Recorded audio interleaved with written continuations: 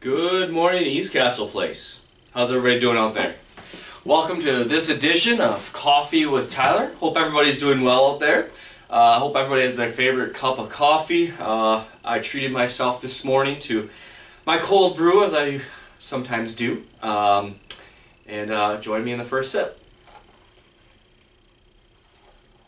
Alright, so let's jump into it. COVID-19. So last week, I mentioned in Coffee with Tyler, and you saw in the memo, that we had a number of cases that were still outstanding in the community at large, and so we took some aggressive, proactive, precautionary measures to really kind of contain things. So that strategy did work. We were fortunate in the second round of our testing, as we continue to test, that the spread of COVID-19 did not affect the rest of the community. Now I say that only to share with you that we did have one additional resident in our third floor test positive. The individual has since moved up to our COVID area. And then we did have a resident in our independent living Bradford Terrace area that did unfortunately have a direct exposure to somebody from the outside. It was actually an individual that went to a doctor's office, and through that office visit, was exposed. And so that individual is quarantining, self-isolating in their apartment. They currently do not need additional medical attention, and so we are working closely and keeping a close eye on them, supporting them, and working also with their physician. With that being said, even with that, those two cases, I still feel okay. Obviously, it's always a precaution, but at the same time, there's other pieces of wellness that we've talked about throughout this entire COVID experience. And so with that information, we're going to go ahead and look to reopen some areas of the community. Again, this is going to be what we're going to look at more of kind of a phase 2 approach. And so that's going to start next week. Again, as I'm taping this, it's Wednesday, a beautiful day out there, and things could change. As you know, this is a very fluid situation, but I feel comfortable enough, along with our medical director and our health center team, to reintroduce a few things to you as independent living residents. Those few things will have requirements, including sign-ups. You must sign up, and so those time slots are going to be required so that we can help track and trace in the event somebody were to be symptomatic and experience COVID-19. So those areas are going to include the fitness center. So I've worked with Willie and Alice and Laura and the team, and we're putting up sign-ups. They should be out by Friday. They're going to be 1-hour time slots, much how we opened initially probably about 3 months ago. And so those designated time slots will be for you. They'll be minimized, and so we can have staff present, and so that's going to allow for individuals to go into the fitness center. Sanitization procedures will have to happen, and I also think you're going to get a little treat in that fitness center, as we got some new equipment that I'm very excited about. Also, the pool is going to be open, and again, that's going to be at a sign-up basis. The other pieces that are going to reopen slightly are independent living small group activities, and so look for your activity calendar for that. We are going to hold off on groups that are larger than roughly 7. That's really where we want to cap it. There's no really rhyme or reason or magic to that number, other than we want to make sure that the space is available in Lindsay Hall, the Club Room, Bradford Terrace, the Creativity Center, so on and so forth in the community, where we can still allow for social distancing. Masks must be continuing to be worn, whether it's an N95 or your standard medical mask.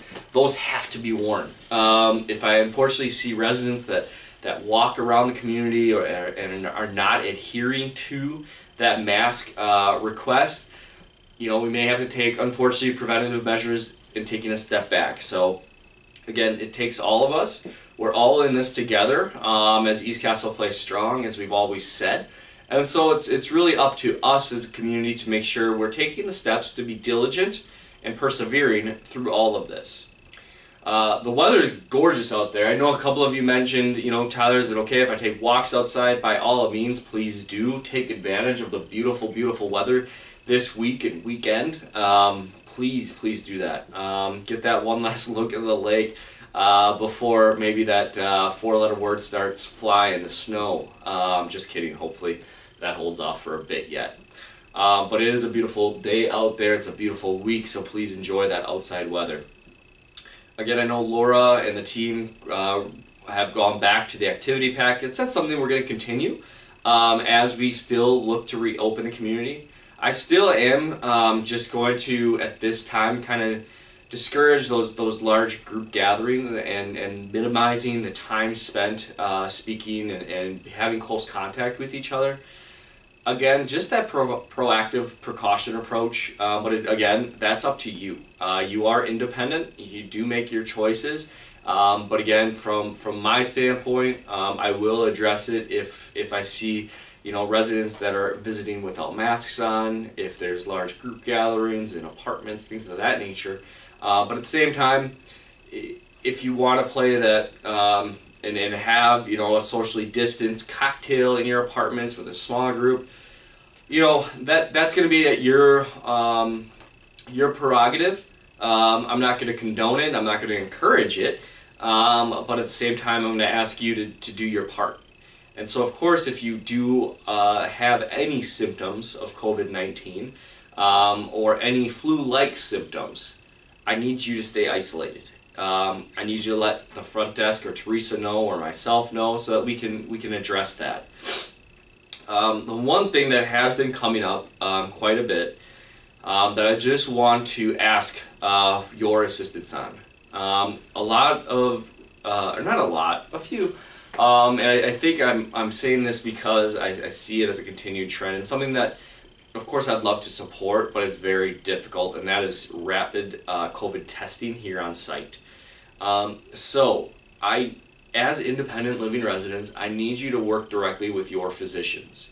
East Castle Place is not your physician. We unfortunately cannot assist in that regard.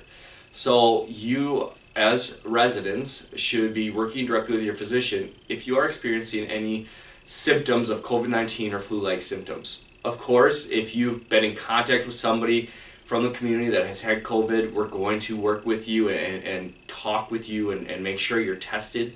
But if it's just a random, I may have been exposed or something of that nature, that's where we really need to work with you. Tests are still, we have ample supplies, but we are testing twice a week for over 150 staff and residents because we're testing assisted living, CBRF, which is our memory support neighborhood, as well as our health center residents, including all of our staff. That's a lot of time, energy, and effort from our staff, but also the resources are in those tests. And so as independent residents, we want to support you, but we really need you to work with your direct physician. Again, I'm not here saying that you can't work with us, talk with us, see what we can help with, because that's what we are here for, but at the same time, we can't make those medical decisions for you. And so that's where I'm going to tell Teresa, and I'm sure you may have heard it if you've asked, that you need to work with your physician. If your physician says stay isolated, stay put, monitor your symptoms, that's what you should be doing. If you're a couple and one of you are falling ill or symptomatic, I'm going to encourage you to stay isolated with your loved one. Again, if you have a 2-bedroom apartment, things of that nature, maybe designate one of those areas. Again, we can work with housekeeping and things of that nature to assist after the symptoms are gone. But in any event, we just really want to mitigate that spread of COVID-19 as well as the flu or neurovirus, which, that's the season we're in as well.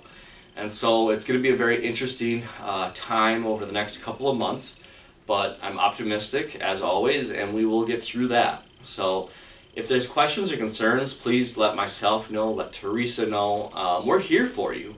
But at the same time, we need to partner with your physicians outside in the community as well, because they are the medical experts. And East Castle Place is here again to support that.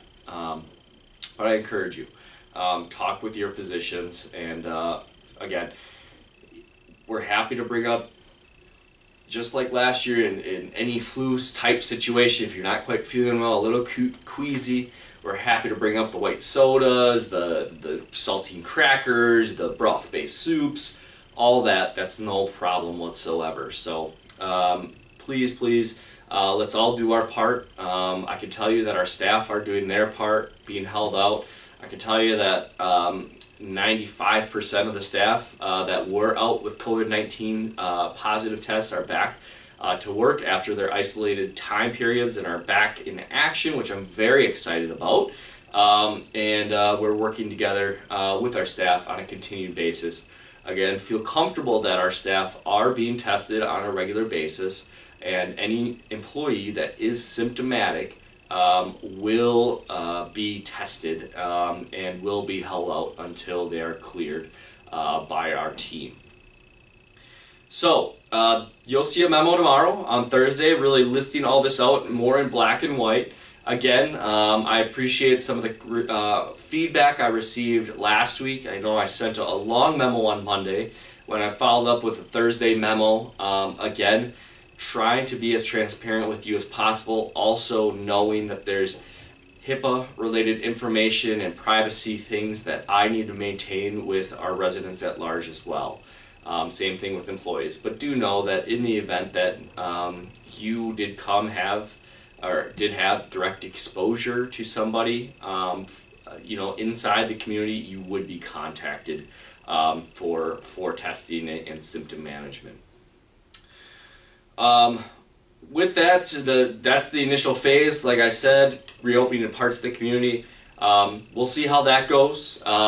Maybe then the next week we'll be able to build on that and see where that goes. But really want to take the precautious approach, and I hope you all can understand that as we continue to navigate this COVID-19 situation. That is not gone by at all. And we need to maintain our diligence and vigilance against it. That's our COVID-19 update for today. I'm going to take a sip. All right. Hopefully you all turned your clocks back. We have daylight savings time fall back, and so I looked at my watch this morning. That's the first time I need to turn that back. So I encourage you, as you're looking around your homes at your alarm clocks and clocks, if you need some assistance, let us know, but do turn that clock back a full hour. We also have the holidays upcoming, and so you'll be hearing much more about that in the upcoming weeks. I will tell you, as I think I've said before, the holidays are going to look a little different, but at the same time it's the holidays and we want to bring that holiday cheer to you. And so I've been working with Laura and Eric and Lindsay and Mike and the rest of the director team to figure out the best way, safest way to bring that holiday cheer to you. And so obviously also speaking with Carlos, because obviously food is a large part of that. But we'll be engaging you. And so if you have ideas about, hey Tyler, this might work. This is something that I think would benefit the community, or this is a thought that I've had. Please let us know that. Again, we're going to be doing these holidays a little differently this year, but at the same time still celebrating whatever holidays you do celebrate. Like our Halloween. So thank you to all those that voted for the pumpkins, whether that's Ghoul's Way or I'm blanking on the other ones, but thanks to actually Jen McEwen and Laura for setting that up. The various hallway pumpkins. We had winners, and so I believe those are posted. But the porcupine that everybody was commenting on actually won, and that was from our Human Resources Department. In a second place was our ice cream cone. And excuse me while I get the departments right. I really just don't want to mix this up and take away from any of those winners. So it was a lot of fun. And so we actually had a tie for third place, but in second place was our social services team with the ice cream cone. So that's in our health center. Human resources team again placed first with their porcupine, and then a tie for third place. A tie with the admissions team in that candy apple pumpkin, along with our community life team that did the bonfire. So great efforts by all. My team, Lindsay and Paige and I, we put together the penguin pumpkin. So for those of you that voted, thank you, but you know, it's all right. We didn't win there, although I'm a little competitive. So the winners received some prizes, and for the departments that won, and we're excited. So thank you again for having some fun alongside of us, and we'll look to keep that spirit alive. So with that, we also, again, I mentioned the chairs in Lindsay Hall. Those are going to be put out today. So you'll have those, we'll vote, and then we'll get those wrapped up and ordered for chairs for Lindsay Hall, because we need new chairs. And so that's something that, per the board of directors and the approved budget, we have budgeted, so let's go ahead and order those. Again, there's probably about an 8 to 12 week lead time when we do finalize those. So cast your votes for that this week. Also, we'll have some sanitizer there, so please do sanitize after each use. Our housekeeping team, as well as the various directors, will also help sanitize that area. The KEI finished up the fall landscaping. A special thank you to Joe Schmidt for her work in that upper courtyard, the second floor courtyard area. She did a lot of work over the spring and summer and now fall to make sure we're set up for next year. And so KEI came in and also assisted in some of that. And so a big thank you to our landscaping team as well. The window washing was wrapped up last week. Thank you to Eric and the window washers, and for all of your help in allowing for that and coordinating those efforts. I'm sure we still have a little follow-up to do, so please continue to just put those work orders in, and we'll be as diligent as possible if we missed a screen or something of that nature. The other couple of updates that I have for you, Lori Meckley, our Director of Assisted Living, is in the home stretch of her time here at East Castle Place. If you see her around, please give her a big thank you for her time that she spent at East Castle Place. She's actually moving on to a place a little closer to home that works better for her situation. And again, appreciate Lori and her efforts. We are in the process of interviewing for that position in filling. And so Lindsay Vigut and Jen McEwen, along with myself and a few others, are vetting those best candidates to fill the shoes that Lori left. Of course, Lori is working to transition that department and areas effective. So you all should have received a memo on that. Lindsay Vigut, Paige Jans, myself will all kind of be coordinating efforts there, along with the wonderful team that we have caring for all the residents in assisted living and our memory support area. So again, I know in the memo last week I mentioned CBRF. So that's the acronym soup that sometimes I get caught up in. CBRF is our licensure for our third floor of our Bradford Terrace, or our memory support area. CBRF stands for Community Based Retirement Facility. It's a state licensure. It's what we're regulated by, but for as a few of you pointed out, you're like, Tyler, what is that? Thank you for pointing that out, and I apologize, but that is our third floor memory care area. Just going back, for those of you that also questioned, our fifth floor is our COVID area. That is our COVID unit that we are taking care of. Our staff are dedicated up there. A lot of different policies and procedures and protocols are in that area. So that is our fifth floor. Last Monday, I don't know if I mentioned it in my Coffee with Tyler, but we had the state of Wisconsin out, and so the state of Wisconsin reviewed again all of our policies and procedures, and again for the fourth time we received 0 deficiencies.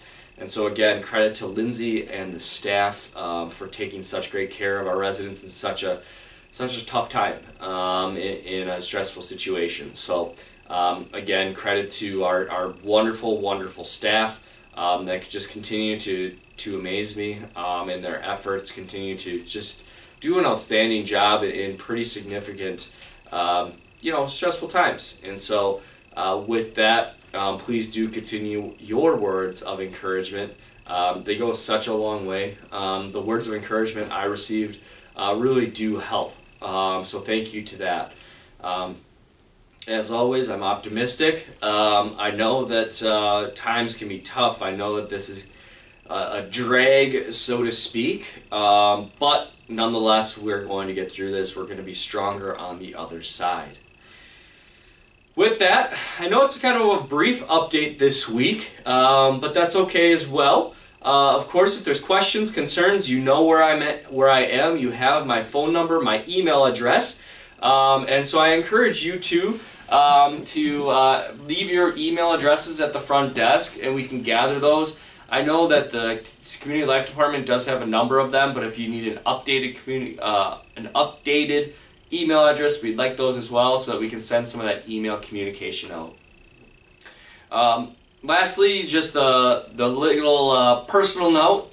So Hunter Grady, my wonderful 1-month-old son, I can't believe that already, is doing well, growing, and doing everything a baby should be. Of course, sleep would be good as well, but I know all of you, or many of you, have experienced what that is like, so nothing new here. My wife is fantastic in taking care of that little one, and just being, that wonderful, wonderful wife that she is. So I'll continue to share some pictures and some updates. It's fun talking to Anna across the hallway about her little one that's also growing like a little weed, as they should. So I hope, obviously not in the near future, but at some point Hunter will be able to make an appearance at East Castle Place, but obviously that's not anytime soon. But until then, always happy to be, that proud dad and share those pictures with you. All right, with that wraps up my coffee with Tyler. I'm going to sign off with a sip. Thank you to everybody's wonderful words of encouragement and support. Let's all stay East Castle Place strong. We will all get through this. I know it's interesting times, to say the least. So with that, take care. Stay well, and we'll talk to you next week.